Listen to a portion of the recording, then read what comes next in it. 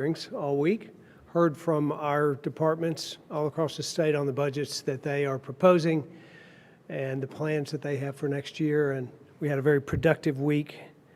But today we're going to catch up with details regarding COVID-19 cases in Tennessee and what we're doing at the state level to address that. What looks to be, has been a very difficult few weeks and will be difficult weeks ahead, especially on the COVID front.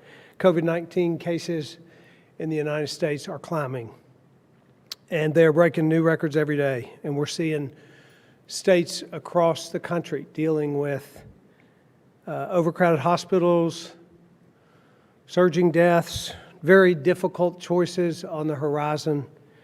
And our cases in Tennessee as well have climbed steadily. And with more time indoors, as is happening, we expect that's going to continue to happen as well. So I am, especially this week, in light of where we are in this pandemic, asking Tennesseans to stop and think about how it is that they carry out their everyday lives, especially how they're going to celebrate the holidays. I'm asking every Tennessean to make good, common sense decisions about a pandemic that spreads with close contact with people. And so we have to make good, common sense decisions, especially as we make decisions around gathering with friends and family, particularly family members that are older. Until we have a widespread distribution of COVID-19 vaccination available, holidays and routine choices that we make this year should look different, and we encourage Tennesseans to recognize that we're in a very different spot this holiday season than we have been before. For the first time in my life, for example, the Lee family will not be gathering for our traditional extended family holiday dinner at the farm. That was a difficult one for our family since we've done it every year of my life, but we all determined together that it wasn't wise to gather, to put a lot of people in my mom's house, and especially because she's 87 years old. And that decision was tough for us, but it doesn't have to be discouraging. A few of us will eat dinner on the back porch and change the way we do it. For me and for my family, Thanksgiving isn't just about a meal anyway. It's about being thankful for the many blessings that God has given us in spite of the challenges that we all face. So I encourage Tennesseans all across the state to recognize we're in a very difficult spot and to think through how it is that they make personal choices. We're going to all have to, over this winter, over the next 8, 10, 12 weeks, remind ourselves that it is a season of common sense. And even though it is the holiday season, it still can be the most wonderful time of the year, in spite of the fact that this is a very challenging year for many Tennesseans. Personal responsibility is important. I say that a lot. I'll say it again. Embracing behavior personally around wearing a mask and washing your hands and staying apart, especially as we enter into this season. That's the way to ensure that we protect the health of one another. It's also the way that we ensure that businesses are open, schools are open, and we can continue to move forward and mitigate as much as we can.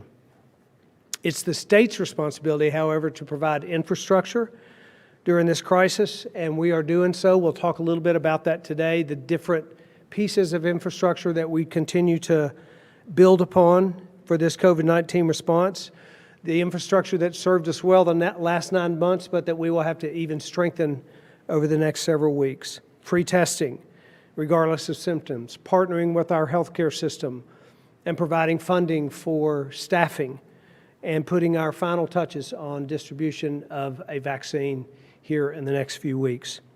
As for testing, we've announced extended availability for COVID-19 testing this upcoming weekend. We are also providing extended hours on the Monday before Thanksgiving. So Tennesseans, when in doubt, get a test. Free access to testing all across the state. At the state level, we also continue to partner directly with hospitals. It's incredibly important that we have enough staff, that we have enough hospital beds as case counts increase and hospitalizations increase. COVID-19 patients are headed to the hospital in record numbers in our state. And while we're concerned about the COVID-19 patients, we're also concerned about the other people that need access to health care, trauma, accidents, heart attacks, strokes. We need to make sure that we have capacity in our healthcare system. And we're working with the Tennessee Hospital Association and other providers to make sure that we do just that. Our hospitals, by the way, are working overtime to make sure that we have this capacity. And I want to commend doctors and healthcare providers and hospitals and healthcare workers all across our state who are, I know personally because we engage with them on a daily basis, who are being innovative and creative to make sure that we have this capacity. Adequate staff is the most important part of this equation. And we have taken steps at the state, both from a deregulation standpoint, an expanded scope of practice standpoint, funding for providers, for assistance, for staffing. And I want to encourage you out there, if you are a retired healthcare worker, or if you are medically trained and not currently engaged in the healthcare system, we encourage you to reach out to the Tennessee Department of Health if you want to help by being a healthcare provider in a time when our state needs additional healthcare staffing and healthcare workers. One of the most important aspects of our response is building a dependable infrastructure to distribute the approved COVID-19 vaccines as they become available in our state. Every day, we're one step closer to a safe and effective vaccine.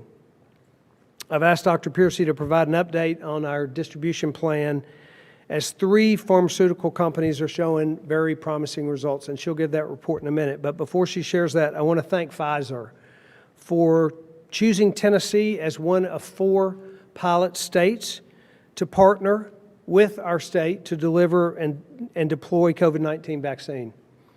Pfizer selected our state because of our plan, because of our ability to build out a strong infrastructure, and we're thankful for that partnership and what it means to Tennessee.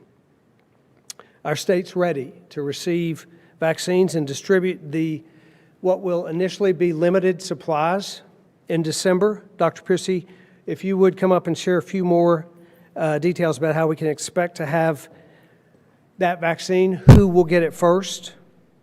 And for those who choose to get a vaccine, we want to remind Tennesseans that there will be very limited quantities to start with, but we expect that early in spring of 2021, the vaccine will be made widely available to greater levels of the population. But Dr. Piercy, why don't you add some detail to that, please?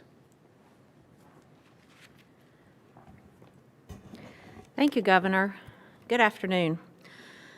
I'll address the growing number of cases in the state, efforts we're making to keep our hospital capacity stable, an update, as he mentioned, on vaccine distribution, and expanding testing efforts over the Thanksgiving holiday. It's been a couple of weeks since I've given you an update, so I have a pretty robust report today. First, as the Governor mentioned, and I'm sure you already know, we continue to see record numbers of cases, positivity rates, and hospitalizations. October was our highest month on record, and November is on pace to even exceed that. Likewise, our positivity rates continue to climb, with the last few weeks producing daily positivity rates in the double digits. Our 7-day positivity rate is 13.9%. In order to ensure appropriate identification and control of this virus, we want to have this number in the 5% or less range. And despite widespread availability of testing, the recent high positivity rates really worry us because they tell us people aren't getting tested. They're either not getting tested because they choose not to or because they're not showing symptoms. Please, hear me clearly.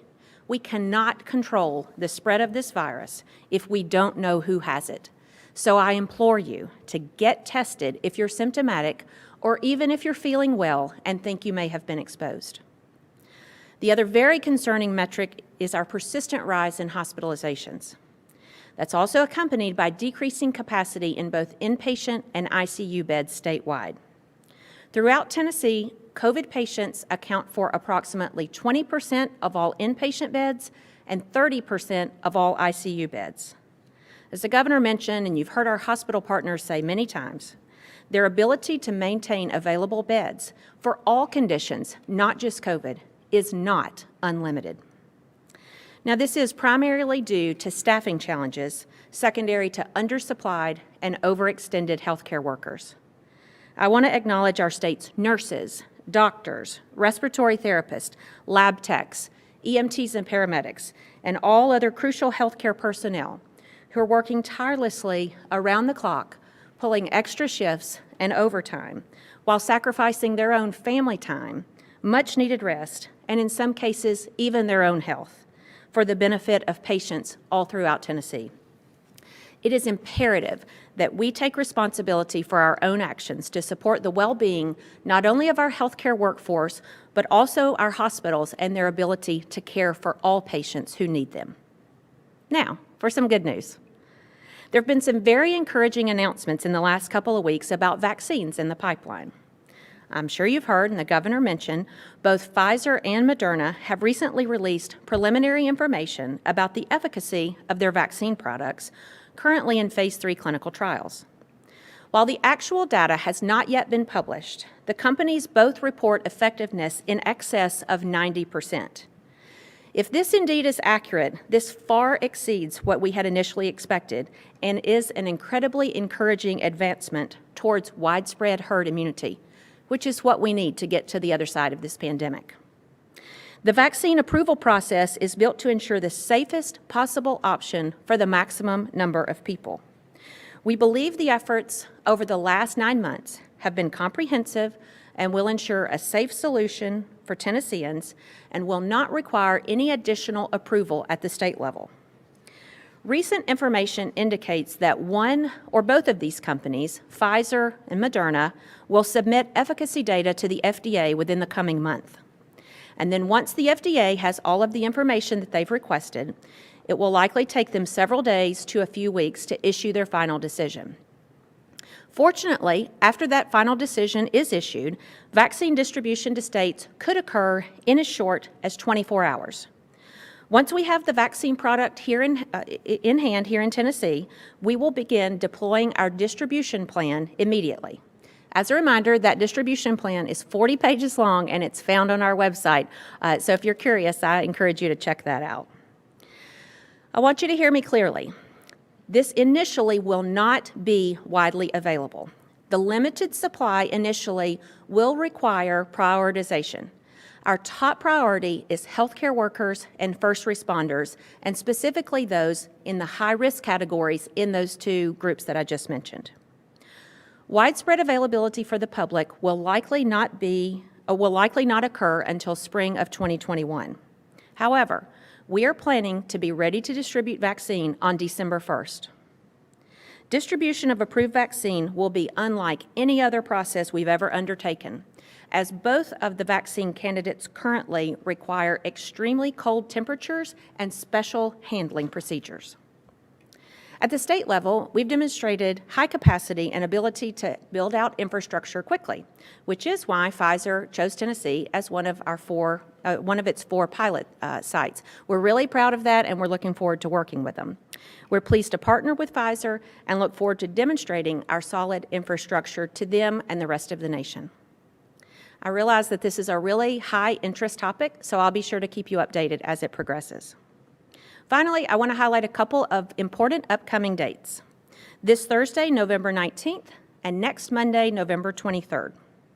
On Thursday of this week, the 19th, the Tennessee Department of Health will be hosting its annual Fight Flu Tennessee event, where we will be giving free flu shots to any Tennessean aged 6 months or older in every county of the state. Keeping yourself protected against the flu is a very important step that you personally can take. to not only stay healthy yourself this winter, but to also reduce demand on hospitals during the peak flu hospitalization season, which is typically December through February. Please visit our website at tn.gov/health for locations of the free flu shots this Thursday. Also, on Monday of next week, November 23rd, we'll be hosting extended hours for free COVID testing all across the state. Many of the sites will be open from 7 a.m. to 5 p.m., and we've made special arrangements for patients getting tested this day to receive their results within approximately 48 hours. We're offering this extended testing event in preparation for holiday closures at our local health departments over the Thanksgiving holiday, as well as to make sure people know their status and make informed decisions in the coming days.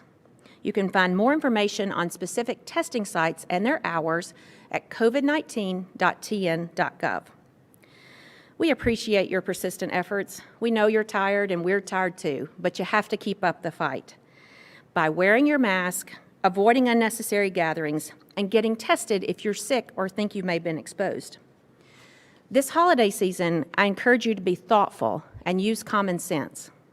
Choices we make over Thanksgiving and Christmas will significantly impact what kind of winter we have and just how sick our state gets with both flu and COVID. In my own family, we are reimagining many of our holiday traditions to ensure that it's safe for all involved, including my parents and my 92-year-old grandmother. This Thanksgiving will be a smaller gathering for us, and I encourage every Tennessean to consider the same. Thank you.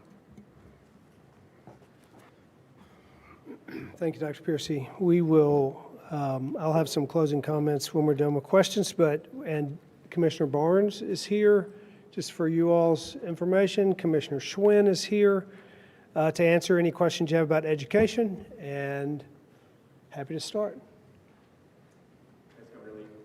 I know last week you said you weren't going to be not going to have a mask mandate in the state, but as more COVID cases are reported and as things may continue to get worse in Tennessee, is that something that you and the people in your office are still talking about? Yeah, we talk about masks and how important it is every day, and I want Tennesseans to hear me clearly that wearing a mask is one of the most important personal decisions that people can make. I do believe that we have a strategy in the state to get adherence to encourage people to wear masks. Carnegie Mellon just released a study that showed that 80% of Tennesseans say they wear a mask most or all of the time. Almost 70% of our population is under a mask requirement as a result of local county mayors making those decisions. We believe that shows that that strategy is working. We think it's the right one for our state. We talk about it every day. Is there ever a point where you would consider a mask mandate? As I've said throughout this pandemic, there's nothing off the table, but for now what we believe is the strategy we're taking is actually working. May well be working better than a statewide mask mandate would work, and so that's why we've taken that approach. Governor, just to follow up on what Kyle asked, but what would you say to the people, because you've stood by your strategy and asking and preaching personal responsibility for a while, but to the people that are getting angsty, that wonder if this gets a little bit worse, at what point can you assure them, or to what degree can you assure them that it's not going to be, a real crisis? Now, calling this not a crisis right now is a misnomer, but can you assure them, or how can you assure them that it's not going to get to that point? We have a real crisis. I can assure Tennesseans that we have a real crisis. That is the reason that Tennesseans should, in fact, strongly consider what they do personally and how it is that they make their decisions going forward. The state has a response to that crisis as well. That's the reason that we are providing expanded and increased testing. It's incredibly important, as Dr. Piercy said. It's why we're providing funding for staffing for healthcare providers and working hand in hand to make sure that we have capacity for those that get sick. It's why we're developing a very strong distribution process for vaccines. That is the state's response to the crisis that we are facing, and Tennesseans personally have an opportunity to respond to that as well. And I was just going to ask you, are you going to go to the Republican retreat? They're holding that Thursday. Do you think it's a good idea whether you're going to go or not? Yeah, I've been asked to go, and I'm just like every event that I go to, I'll be wearing a mask, and the room will be distanced, and I will make sure that my participation there will be safe. Hi, Governor. I think this question is for Dr. Piercy regarding hospital staff. I was wondering if maybe you could talk a little bit about where the state is right now, and in terms of, particularly with surge capacity with the surge hospitals, where is the state in terms of levels? Sure. So as the governor mentioned and you referenced, hospital capacity is almost exclusively about staffing. You've heard me say many times, physical space, physical beds, not the issue.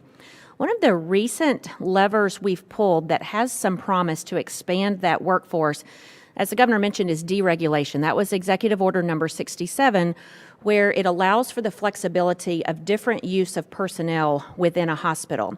We have just gotten the first 2 plans, and I'm fairly excited about them. They're creative, they're innovative, and prove the point that we've been saying hospitals know how to manage their capacity better than we do. And so we're looking forward to seeing more hospitals put forth those plans. I think those are forthcoming in the next few days. The more those hospitals make those plans, do you imagine the surge hospitals then to be opening, or where are we in terms of that? So right now, hospitals are still able to surge within their own facilities, but I think you're referencing our alternative care sites. Sorry, yes. That's okay, yeah. So we have one in Memphis and one here in Nashville. And they're great, they're ready, but they need staff too. And so we know that patients get more comfortable care and get quicker care oftentimes in the hospital itself because the infrastructure is already built. So we want to surge in place as much as we can. Those facilities are ready. They've been exercised multiple times throughout the spring and summer. And then when we need them, we can ramp up our staff both from hospital and other sources, contract agency, et cetera, to do that. My final question, in North Dakota, I believe in a couple other states, that the governors and the health commissioners have allowed staffers who have tested positive but are asymptomatic to go to work. Is that something that we're seeing here in Tennessee, or is that being talked about right now in Tennessee? That's not something that we've talked about widely here. The CDC does allow for COVID positive healthcare workers who are feeling well to work on COVID specific units, which makes sense. I don't know of that practice happening here, but that is something that could be considered if it comes to that. Thank you. Dr. Piercy. I have 2 nuts and bolts questions for Dr. Piercy and a broader question for the governor. You mentioned the weekly positivity rate. Mm-hmm. Did you say 13.9 or 13.09?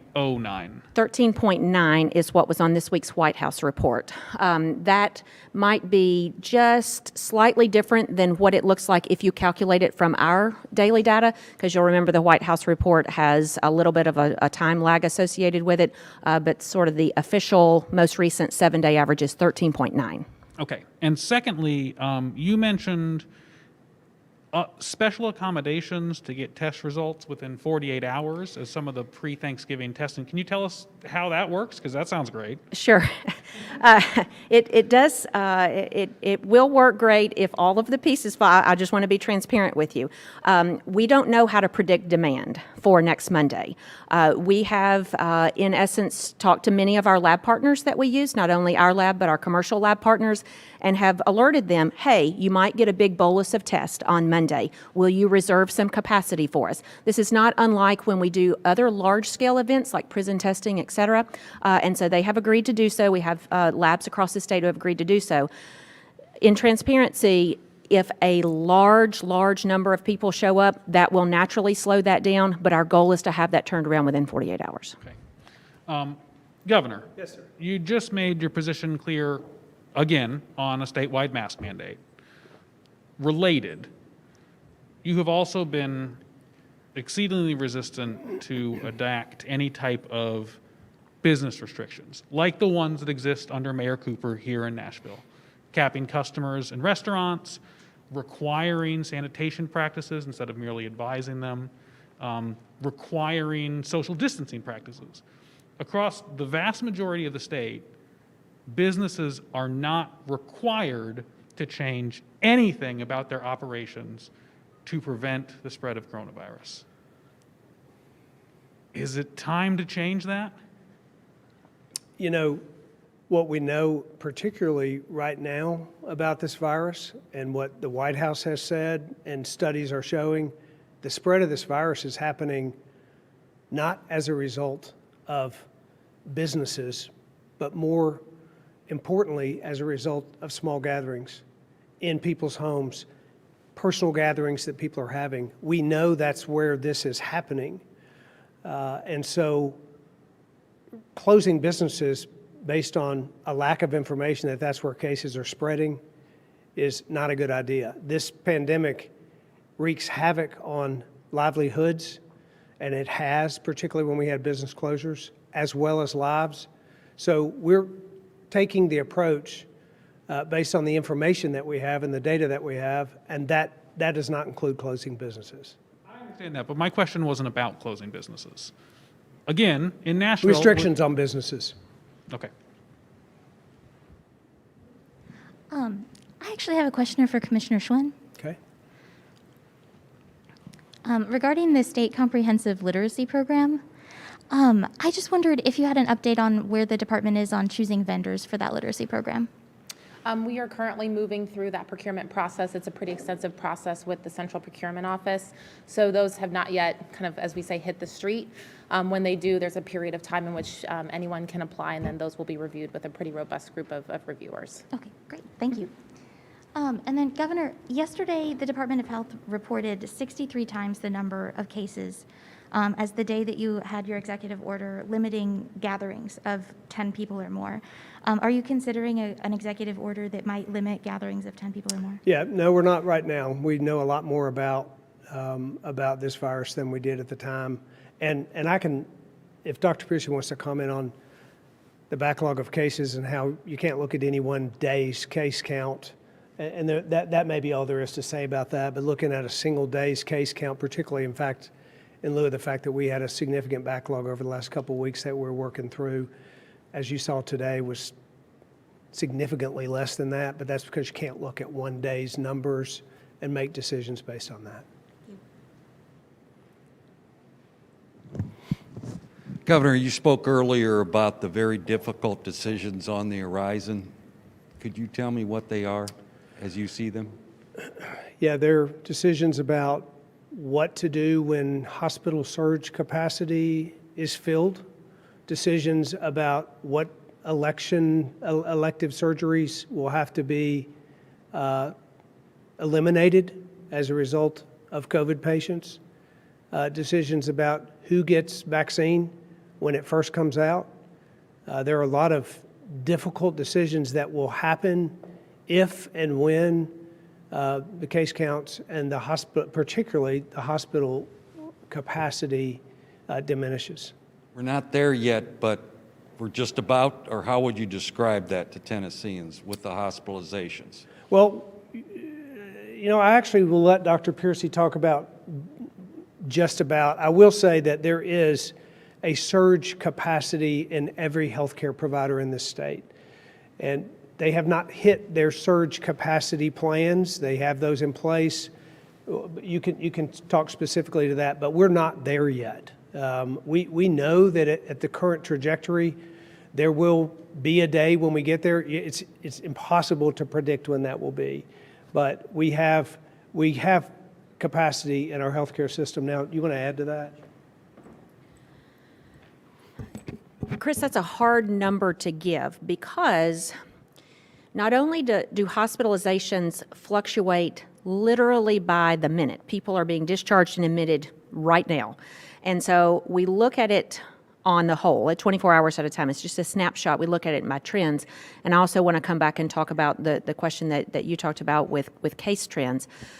The other reason that it's difficult to pinpoint exact capacity is because the capacity numbers or the surge capacity numbers that we have for hospitals are in a perfect state. If all of their workforce comes to work and all of their units are open, et cetera.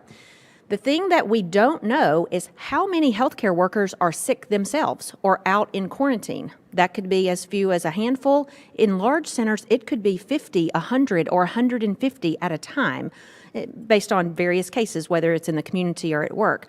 And so we don't know the exact number today. We know it's around 15% hospital beds and about 8 to 10, in some cases 12% of ICU beds. That fluctuates day by day. But it really comes down to how many healthcare workers are healthy and on the job. And I will tell you, in addition to COVID and potentially flu, we also have the real possibility of burnout. And healthcare workers are burning the candle at both ends. And so we have to do what we can to protect them and keep them on the job so they can take care of us. Sure. You said you implore people to get tested. How often, and is that everybody, no matter how they're feeling?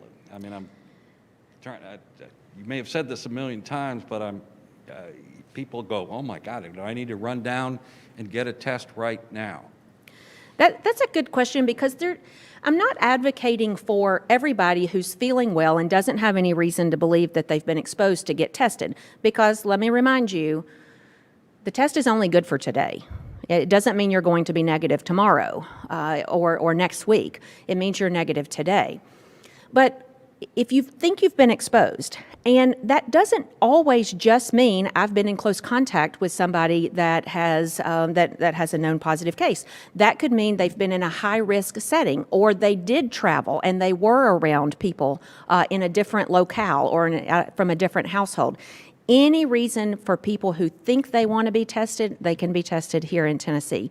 If you're feeling well and don't have any reason to believe that you were ever exposed, it's probably pretty low yield to get tested. But I would err on the side of doing it if you're worried about it at all. Quick response to yours, your question about case counts and the governor's mention of trends. I do want to alert you to something that we will likely see on an ongoing basis. You may have heard me mention early on in this, our lab system, which is a national system, was built to run a few thousand tests a day. We are asking it to run tens of thousands of tests per day. And so what happens is it does the best it can, but as you know, you're seeing more frequent slowdowns of that and sometimes delayed data just because the system is trying to keep up with the overwhelming number of tests that are going in there. So for the last 2 and perhaps 3 weekends, what we've done is shut out all the users over the weekend, and so that way the system can catch up. So you will oftentimes see the first of the week sort of front-loaded, like you did yesterday, and sometimes maybe even over Sunday, and then it'll trail off. And so it's important to focus on trends, like a 5 or 7 day trend, and not just 1 day. Good afternoon, Governor. Natalie? You were talking earlier about difficult decisions that we're going to face soon. You had to make the decision for your family or your family did, to cancel its large annual Thanksgiving gathering. But last week you did hold a large gathering at your farm, a fundraiser. Would you do that again? Was that the right decision to make? Well, as you know, that every gathering is different. That gathering was outdoors, and it was spread apart, and people were able to socially distance outdoors at that event. It's really different than 45 family members in my mom's house for 2 hours for Thanksgiving dinner. That's the kind of common sense decisions that we have to make going forward, is how are we going to do things that keep ourselves and others safe? That's common sense. And I know that Tennessee has not issued guidance like some states that have tried to cancel all Thanksgiving gatherings, and you've asked people to be smart about it. But I think a lot of people are still just sort of lost on what to do. I know you and Dr. Piercy have both said that you're scaling down your gatherings. But for a family who's planning on having 10 people gather indoors, is that something that's safe? I mean, is there just somewhat more clear guidance for people on what to do? Not even having a big gathering, but just a small one. Should they do it? Well, let me just say, we're not going to mandate how a family gathers at Thanksgiving. I want to be real clear about that.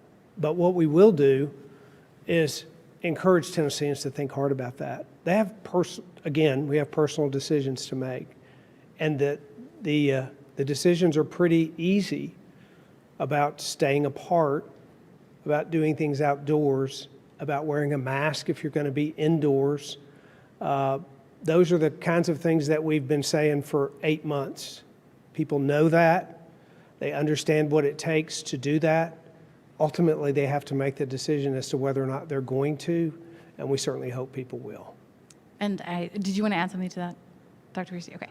And I have a question about the Department of Human Services. About what? About the Department of Human Services. The pandemic EBT program is one that the department decided to go ahead and give cards to school districts to issue to families who didn't apply over the summer. In the public announcements about the program, the department has said there's a 30-day time limit on the schools distributing those cards before they have to return them to DHS to be disposed of. That money is valid for almost another year, however. So I'm trying to determine, do you think that that's the right move for the department to make? You want to address that, Danielle? So, Natalie, thank you for the question. First, let me just start by saying I have been incredibly pleased and proud with how the Department of Human Services has administered our pandemic EBT program. This is a program that was created by Congress through act with no guidance. And I think every state is still trying to figure it out. But I do say that Tennessee is receiving national attention for how we have administered this program. And I'm very proud of that, and I want every Tennessean to know that they should be proud of that. I also want to talk about your 30-day timeline, however. That is a timeline because we have been very clear about operating this program with integrity. And we did have an application process upon which families could apply. We did a lot of outreach with a lot of our community partners and a lot of our advocates to encourage and help those families apply. And in the end of the day, we still tried to reach the families that we couldn't reach through that process by our new process of getting those cards back into the school districts. School districts have been working with families, and what we do know is that we can't have cards just lingering out in the universe with money on them for an indefinite amount of time. So we know that with the 3 months application period, the time that we've given with our advocates, as well as this additional time for schools and this school outreach, we believe that we can touch every family that's available. We also know that if schools are having a particularly difficult time, they can reach out to us and we can work with them. So given that this is proving to be a burden for schools who are already trying to figure out a lot of other things to hurry up and get these cards to families within just a couple weeks before having to return them to you all to be disposed of, do you think that the department should extend that period of time schools have to try to reach these families so that money doesn't go to waste? Not across the board. I think what we have seen, especially, for example, in Bradley County, we have seen some amazingly innovative things happening in the community, and that is exactly why the governor asked us to go this route, is that we know getting to the ground, getting in the communities, they are the ones that know how to work with their communities. So, for example, in Bradley County, they had a day off where they opened up and had all the cards distributed at that particular day. Counties know how to work with that. So I don't think a universal extension is appropriate. However, as I mentioned, if a school is having a particular issue, they can certainly reach out to us and we are willing to work with them. Through next September. Is there a reason that this would cause fraud or it wouldn't be operating with integrity if you all did give schools a little bit more time to get these to families? I believe I just mentioned schools are welcome to come and contact us if they need additional time. Again, what we don't want, and I think the citizens would also agree, that we just don't want cards out there with money preloaded just floating out in the universe. And so it's a fine balance, and I think it's one that Tennessee has struck. Thank you. Thank you. Governor, my question is for you. It's about schools, but you've been very vocal about the importance of keeping schools open during the pandemic. Given the high case counts, that seem like it's becoming less of a reality. And I'm sure you heard about Metro schools making the announcement that after Thanksgiving, they'll probably go back to all virtual. And then also surrounding counties have been closing more schools. And of course, Tennessee is not Iowa or Ohio, but Ohio did kind of change its course, and they're implementing more restrictions and a mask mandate. And Ohio is implementing a curfew now. So with that in mind, are you willing to implement any additional restrictions for the sake of keeping kids in school buildings and maybe limiting restaurant capacity or sports just so that kids have a chance to go back to school? Yep. It's really important that kids are in person in school. We know that. We all know that. We know that there's less loss of learning as a result of that.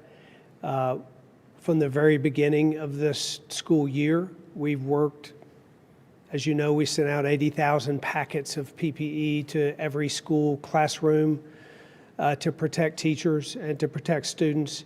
And the results have been really good. We've had, I don't know, Commissioner Schwinn, 14 weeks of school. We've had less than 1% of our schools at any one time be closed or partially closed as a result of this. We have 700,000 out of 1 million kids in person in school, and less than 0.1% throughout most of that period of time of kids being absent from school because of cases of COVID.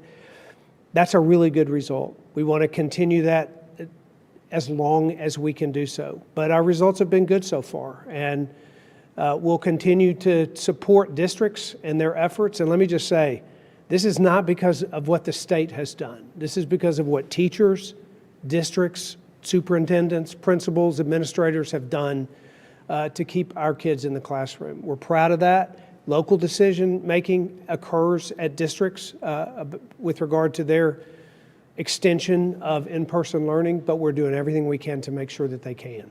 So just a quick follow-up. So are you saying that regarding the state kind of intervening with restrictions or mask mandate is off the table when it comes to reopening schools? Well, I've said before, nothing's off the table at any time. But we look at what we believe is working, and that's the strategy that we will implement. And what we're doing is working with regard to our schools, so that's the course we're going to stay. Governor, Thank that's you. the time we have for questions today. So I'll close just by saying that here in just a little while, I'm going to have Dr. Piercy give me a flu shot. And I say that because, and I'm not just getting a flu shot for myself. I'm actually, I have 8 grandchildren, but I have 2 that were born prematurely and are particularly vulnerable, and I want to see them. And while I will socially distance from my granddaughters, I also know that they're very vulnerable to the flu. I want Tennesseans to get a flu shot. I want Tennesseans to make common sense decisions. I want people to be able to see their families, but do so in a safe way. I encourage every Tennessean to take advantage of Fight Flu Day on November 19th and appreciate the willingness of Tennesseans to step up and do what they have to do through these very challenging days ahead. We have much to be thankful for. We may have much to be concerned about. We may have much work to do from a state level and from an individual Tennessean level, and we're grateful for Tennesseans for engaging with us to keep our lives and livelihoods protected in this state. So thank you all and thank you as well for the information that you receive here, the questions you ask, what you get out to the people of Tennessee so that they can know how it is that we can navigate our way and our state through this very difficult pandemic into the days ahead. Thank you very much.